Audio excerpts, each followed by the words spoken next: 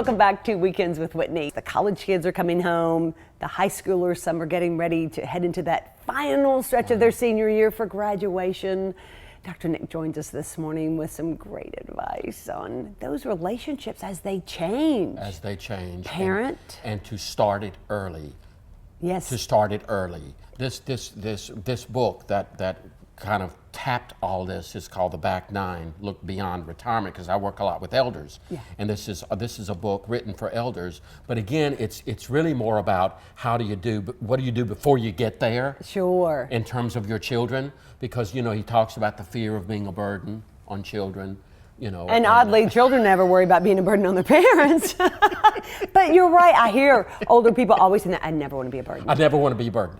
He says that's the number one fear. Okay. But the chapter that I thought we would just take a minute on, because I just loved it, I Whitney. did too. I think the latest figures are like 40 million Americans are retired. So we got a lot of people out there who are retired. And 1 in 7. Many of them have children. Okay. And as you know, as I know, as the world knows, there are a lot of 30-somethings still living at home with their 65-year-old parents. Right. And this is not a great habit for us to continue to. There's a lot of enabling endorse. on both sides a lot of times yes, in that yes. situation. And he, if I may read it, I don't like to read, but he wrote something, and I just wanted to share this with our viewers. He says, the best thing I did as a parent was sit with each daughter as they graduated from high school and say to them, quote, I have put a lot into your life, but I have also gotten a lot out of it as well. So we are even. Let's quit while we are even. I don't want to be parent anymore. I will educate you as far as you want to go, but I do it because I believe in you. Not because I owe it to you.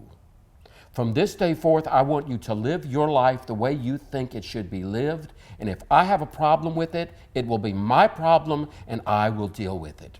And then he goes on to say, we began to build an adult-to-adult relationship. That moment on. I can't tell you how many times I've had to bite my tongue. How many dates that were brought home that were scraggly, some who I was afraid were going to be sons-in-laws. And then he goes on to laughingly and comically to talk about the building of the adult-to-adult relationship. That's Whitney, amazing. That's a great quote. That is. I mean, we're even. We're even. And it's not sarcastic. It's not a detachment that I don't love you. No, or that I'm never going to do anything for you. Or that I'm never going to do, or that you're not going to do for me. Right. But hey. But I'm out of that role of I want to support. And I also loved it because I want to do it, not because I owe it to you. Mm-hmm. And I just think that that's a strong way of starting early to basically say, don't be thinking you're going to come knocking on the door. Right. No, Yeah, you're an adult. The only thing that I would add to it is I think it would be great for a parent to say to that son or daughter, this world is tough. And there are going to be a whole lot of distractions out there as you move to get your wings. Drugs, the freedom to do what you want to do, Sure. the credit card that you think you can just max out and worry about it tomorrow. I mean, it would be, I think, helpful to somewhat instruct as to what's out there, again, so that just to let you know that. Yeah. Well, I mean, I know 40 and 50-year-olds who still call their parents, Mom, I've got a problem with, and it's more that whiny. It is. I'm still the little kid, Yes. and you have to rescue me, instead of perhaps seeking an adult-to-adult relationship. And going, I'm struggling with this right now. Do you have any advice? Yes. And do you hear how wonderful that's why I keep going back to that great quote. It's a wonderful detachment.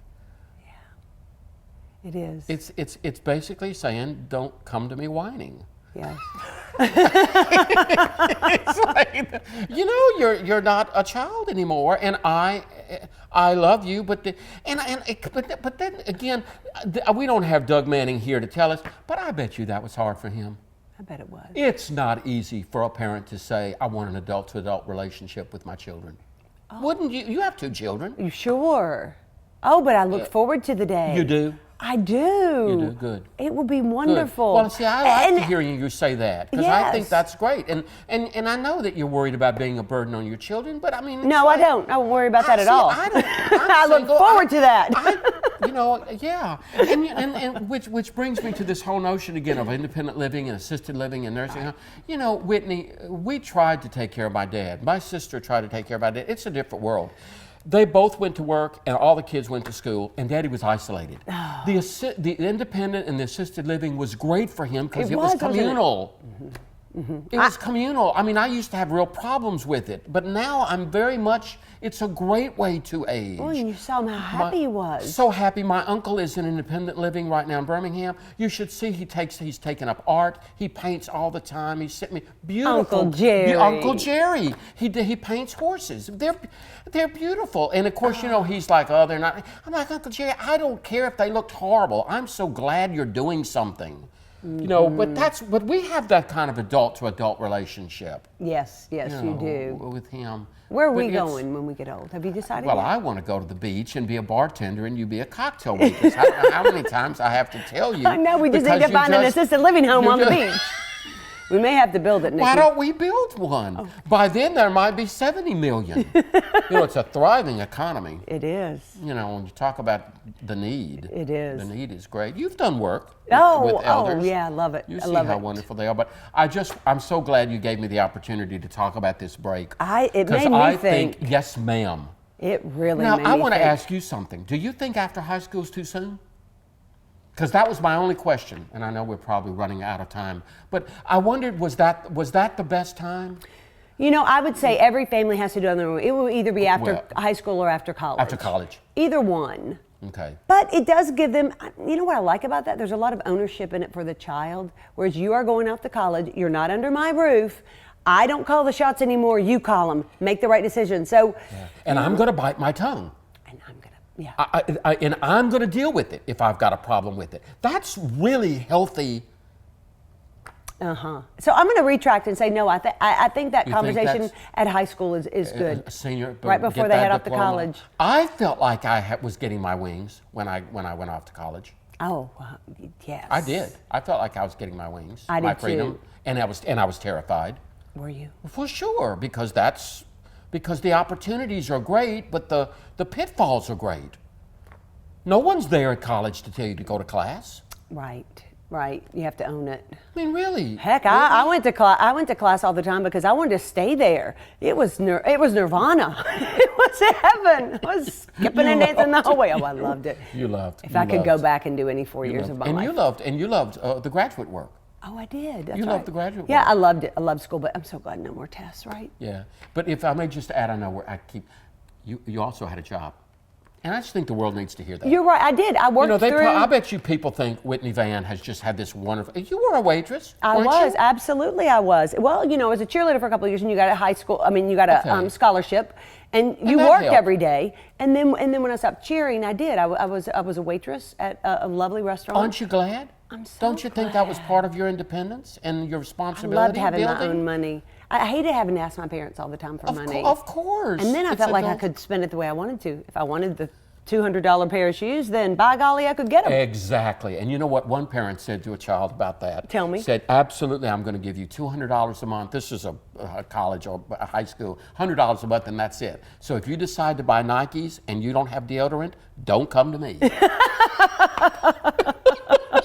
Make it work. Because it's responsibility. It is. This is what he's saying. You're out there now. I'm done. Yeah. We're even. I love that. We're even. We're even, Stephen. It's more than just about retirement, but if you're interested, The Back Nine, Life Beyond Retirement. Okay. Thanks. Great to see you as always. Great to see you too. Much more Weekends with Whitney coming up right after this.